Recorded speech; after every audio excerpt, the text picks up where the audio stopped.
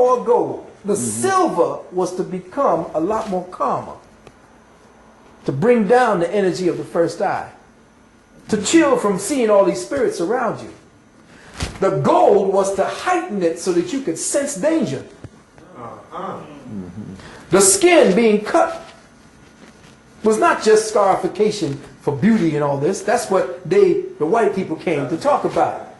The scarification was science, because where the Africans had to run during the times of turmoil and war into places that would not be habitable by humans. Because see, the part of Western Africa was not supposed to have been inhabited by any man. It was supposed to be only the animals. That was our wildlife, wild kingdom. Western Africa. It's the eastern coast down by where all the rivers were running, where all the fertile land was, not damn near by the desert.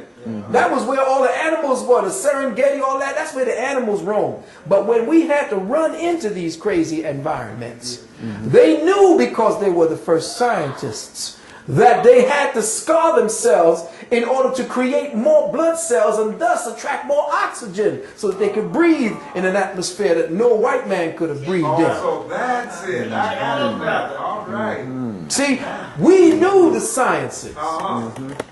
You see, we knew the sciences, so the scarification was a way to survive within that environment. And did not the Creator sickle our cells so that we could live inside of that environment? You see, so there's no accident to us as a people, no matter where we went on this planet, as peoples of color, no matter if we call ourselves Native Americans or Yamaka, Yamasi. All of us were of the melanated hue, and the original Native American looked like y'all. The one with the invasion of the Asian coming over the Northern Bridge, that's when he started looking like Cochise. You know that in Chicago, right now in Chicago, there's evidence of an underground civilization where a queen once ruled a tribe up there that was at war with a king in Kemet.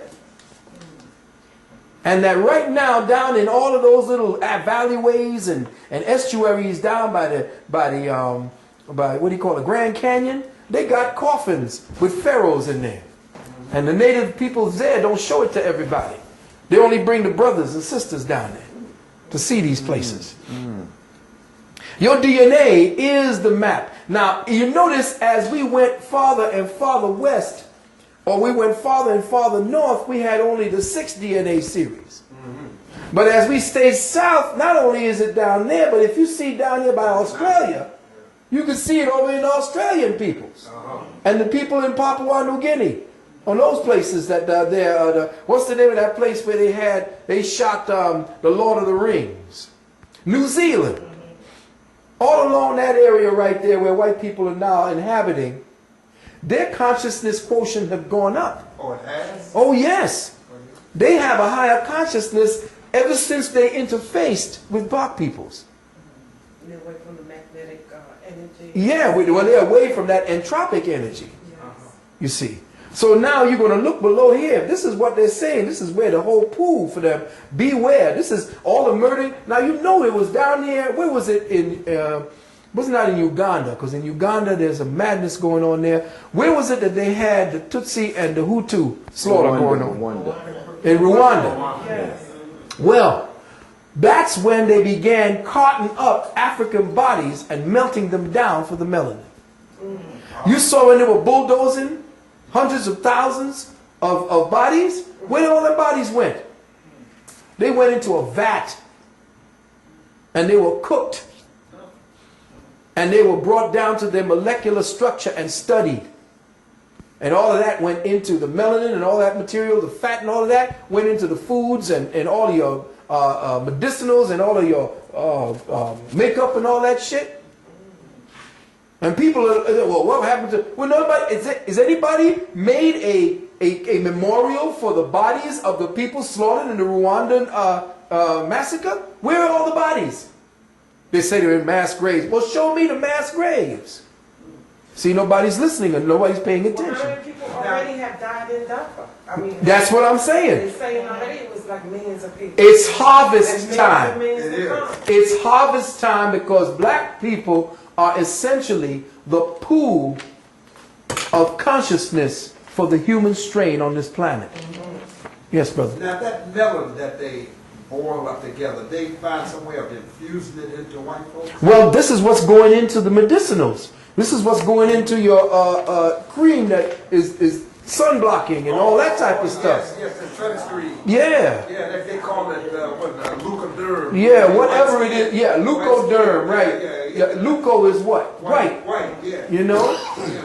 Did Gregory say that that has something to do with the child murderings in Georgia? Well, that was an interesting Some kind thing. of experiment? Yes, that was something interesting that happened that never really got to the surface. They were using, particularly, boys of Haitian descent. Because, see, the deep part about it is that some of us are uncircumcised. That's why I say we have to get back to our circumcised children, because the circumcision was the ritual. And a lot of people are saying, well, no, we didn't do no circumcision. Yes, we did. Ancient Kemites did circumcision because nobody studies what happened before that. See, what happened before that was a great trauma that changed the genetics of our people. Now, at that time, and I know he says, well, how do you know?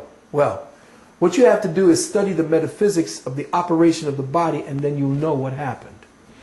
The perfect female and the perfect male, for whatever that is and whatever that means, the human strain, the original perfect human was asexual. It didn't need to procreate because it was one entity without sex. It was a living vibration that had consciousness, didn't need features for senses to express itself because it impressed its experience. You see. So it was an entity that they said that if we were to see what our ancestors truly looked like, if one of them, human ancestors, were to step to us today, we'd all faint. We'd probably die of a heart attack because we don't look nothing like them. That's right. The way we look is when we look on the walls and we see what the true genetics of humanity look like, we look at the ancient Kemites, we will see that their eyes were always made super big. And we were wondering, well, why are they making their eyes super big? Yeah. Was that some kind of, artistic expression? No, it wasn't. That's the way we were. The way they're depicting the aliens now with the grays and stuff. If you look at the gods, as they called them, the gods had eyes that had no whites damn near in them. Almost like they call them the doe-eyed gods. If you look at a deer, there's no white parts in a deer. The eye of the higher animals, there's all black. And that's how our ancestors looked. We didn't have scleras. The shrinking of this part here that became the pupil is the effort of the brain to try not to sift in all the dangerous rays of the sun. So it shrunk out the black, because black absorbs. So it shrunk it in order to protect the brain from the high radiation light frequencies. So we don't look nothing like our ancestors from back in the days. Yeah. So where was I when I was trying to make a point? I don't even remember. Oh, the male and the female. Going back to the Atlanta murders. The prepuce and part of the scrotum and part of the gonads were taken out. Because the prepuce has the darkest melanin. The head of if you look at the shaft of a melanated man, you'll see that it's blacker than his body. Because that's where the creator energy is, in that. And in the prepuce, which used to cover it, that's the blackest part of his body. Now that was removed. Why? Because the prepuce was the pathological imitation of the female vulva. And to become a man, it had to be removed. This is why when you studied, if you study the Gray's Anatomy, which I did study it, and a lot of people came down on me because they were saying, well, damn, why you want to cut this off? That's going to take inches away from the pleasure and all this bullshit. Why did our ancestors do it for 10,000 years, I asked them. Did you ask before you start taking on the white man's perspective, the white man's feminist perspective about circumcision? Did you ask them why they did it for 10